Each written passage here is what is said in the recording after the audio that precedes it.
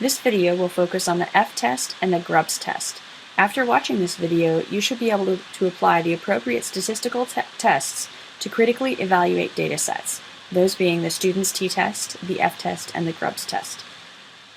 The F test is a way to statistically compare standard deviations.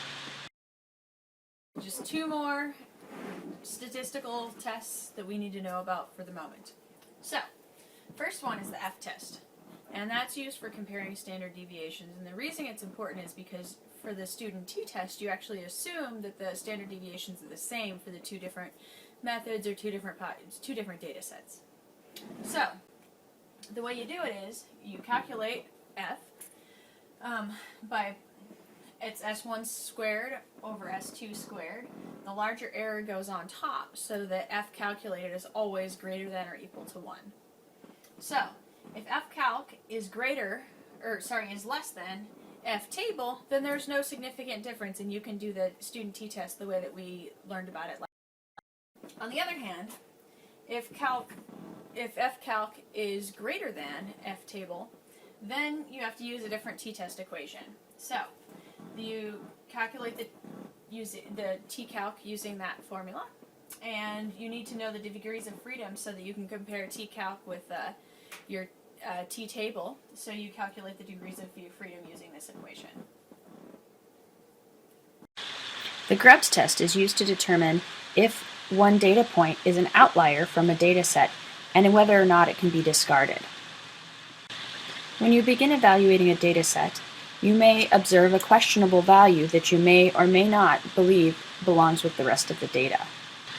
The Grubbs test is a way of statistically evaluating whether that data can be discarded. The second statistical test that we're going to use is the Grubbs test, and you test for outliers. So in case you want to know how many of your friends are outliers, all you need to do is take a can of worms or grubs to the next party and you'll find out which ones are outliers. So, okay, really bad joke. I just thought it was funny.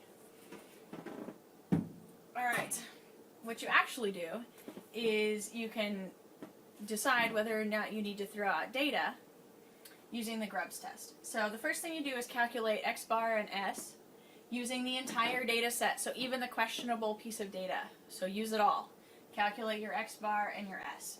So then you calculate G calc, which is the absolute value or the questionable value minus the mean over sigma. So the standard deviation, S, the standard deviation. So if G calc is greater than G table, throw it out. If G calc is less than G table, keep it in. Now if you know that there's something wrong with the data, you should throw it out.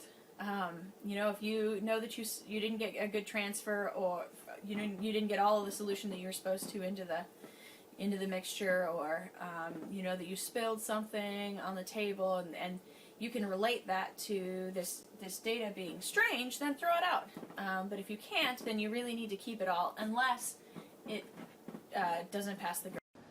One more concept that I'd just like to touch on is the idea of a one-tailed distribution.